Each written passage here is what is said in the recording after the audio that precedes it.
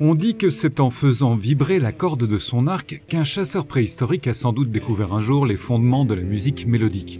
Dans ce cas, c'est certainement pour revenir un peu aux racines de sa passion de musicien que Carlos Pavisich a choisi de produire des cordes de guitare qu'il fabrique à la main et dont il contrôle la qualité personnellement.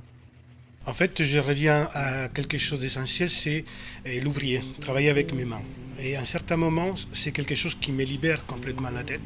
Ça me permet d'avoir en même temps que je travaille, mon seul problème c'est juste cette corde-là, mais ma tête permet d'aller ailleurs. C'est comme la méditation. Tour à tour bassiste professionnel, marchand d'instruments, fondateur d'un magazine en ligne puis d'une entreprise de films d'animation, Carlos a toujours eu le goût des projets. C'est ma vie en fait. Faire la musique, ce sont des projets. C'est faire une nouvelle chanson est un projet. Et si je n'ai pas un nouvel projet, je me sens... je sais pas. En fait, ma vie, c'est une vie d'idées. Des idées et des rêves qui ont presque par accident conduit cet enfant d'Argentine en Lorraine. Je suis né à Buenos Aires, à centre-ville.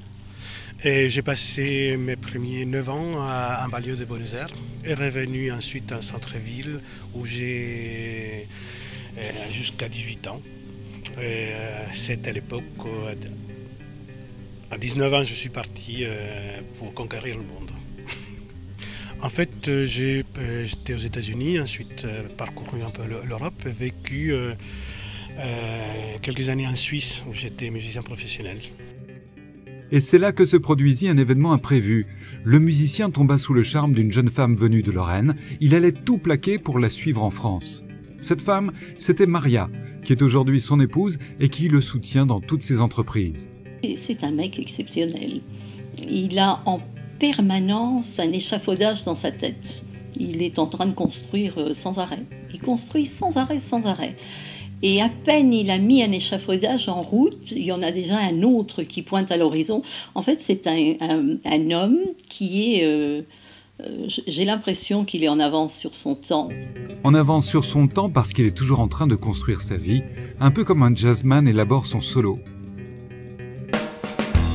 Le cœur des activités de Carlos, ça reste sa boutique Messine, le Burin, qu'il a ouverte dans les années 80 afin d'en faire un repère pour tous les musiciens, amateurs comme professionnels, parce qu'il comprend leur passion.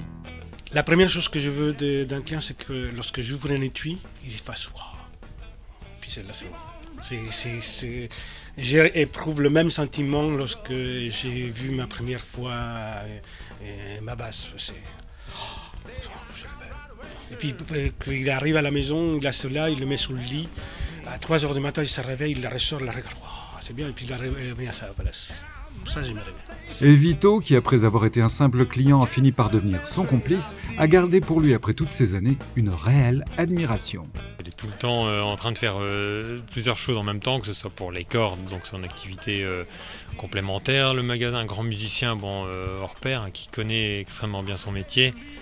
Et un passionné, bien évidemment, quelqu'un avec un cœur, il n'y a que les proches qui peuvent le décrire comme ça avec des mots. C'est des choses qu'on n'explique même pas, c'est vraiment quelqu'un avec un cœur immense.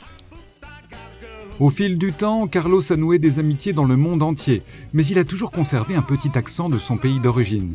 Et s'il éprouve sans doute parfois un peu de nostalgie pour son enfance, il se sent bien aujourd'hui là où la vie l'a conduit. J'ai eu la chance d'être venu en Lorraine, où il y a des gens qui sont merveilleux.